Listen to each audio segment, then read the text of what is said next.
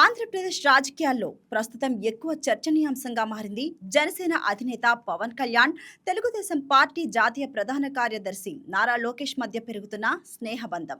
కూటమి ప్రభుత్వం అధికారంలోకి వచ్చిన 20 నెలల కాలంలో ఈ ఇద్దరు నేతలు అన్నదమ్ముల్లా కలిసి నడుస్తున్నారని రాజకీయ వర్గాలు విశ్లేషిస్తున్నాయి. ముఖ్యమంత్రి చంద్రబాబు రాష్ట్ర అభివృద్ధి దిశగా అడుగులు వేస్తూ ఉండగా ఆ దిశగా కూటమి బలాన్ని కాపాడే బాధ్యతను ఈ ఇద్దరు యువనేతలు తీసుకున్నట్టుగా కనిపిస్తుంది. రాష్ట్ర అభివృద్ధి కోసం సీఎం చంద్రబాబు ప్రణాళికలు అమలు చేస్తూ ఉండగా వాటికి రాజకీయంగా అండగా నిలవడం పవన్ కళ్యాణ్, నారా లోకేష్ లక్ష్యంగా పెట్టుకున్నట్టు తెలుస్తుంది. ప్రభుత్వ పరంగా, కూటమి పరంగా తమ పార్టీల పరంగా సమన్వయంతో ముందుకు సాగుతున్నారు. కేవలం నేతల స్థాయిలోనే కాదు, కేడార్ స్థాయిలో కూడా ఐక్యతను పెంపొందించే ప్రయత్నాలు చేస్తున్నారు. వారి కలయికతో వైఎస్ఆర్ కాంగ్రెస్ పార్టీని రాజకీయంగా ఎదుర్కొని విజయం సాధించామని కూటమి వర్గాలు చెబుతున్నాయి. ఈ స్నేహాన్ని మరి కొన్నేళ్లు సాగించాలి అంటే సంకల్పంతో ఉన్నట్టు వారి వ్యాఖ్యల్లో స్పష్టమవుతుంది. అయితే కూటమి రాజకీయాల్లో ఐక్యతను నిలబెట్టుకోవడం అంత సులభం కాదన్న అభిప్రాయాలు కూడా వినిపిస్తున్నాయి. అందుకే పరస్పర విశ్వాసాన్ని మరింత బలోపేతం చేసుకునే దిశగా ఈ ఇద్దరు నేతలు అడుగులు వేస్తున్నారని విశ్లేషకులు చెప్తున్నారు.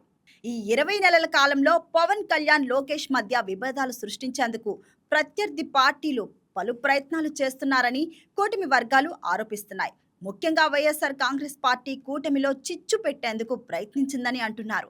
కానీ ప్రతి ప్రయత్నం విఫలమై ఇద్దరి మధ్య బంధం మరింత బలపడిందని వారి అనుచరులైతే చెప్తున్నారు.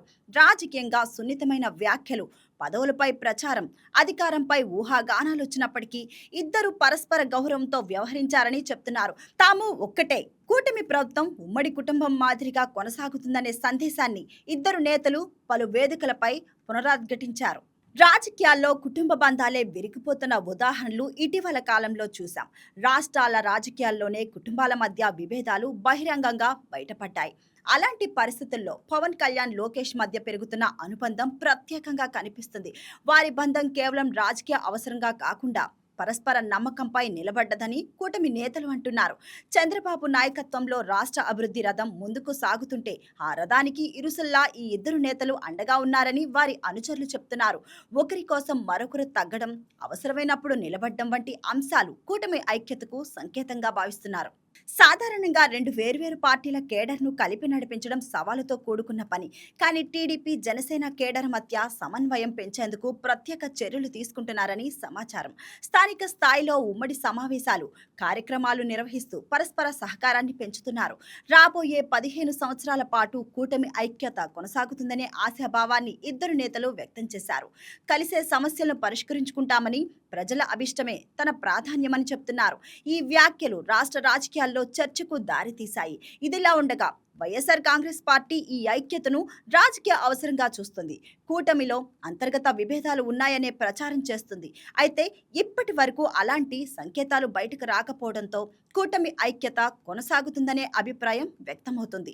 మొత్తానికి ఆంధ్రప్రదేశ్ రాజకీయాల్లో పవన్ కళ్యాణ్, నారా లోకేష్ బంధం ప్రస్తుతం ప్రధాన చర్చగా మారింది. అభివృద్ధి లక్ష్యంగా పరస్పర విశ్వాసంతో ముందుకు సాగుతున్నామని ఇద్దరు నేతలు చెప్తున్నారు. ఈ ఐక్యత భవిష్యత్తులో కూడా ఇలానే కొనసాగుతుందా? కూటమి రాజకీయాలకు ఇది ఎంతవరకు బలం చేకూరుస్తుంది అన్నది కాలమే నిర్ణయించాలి.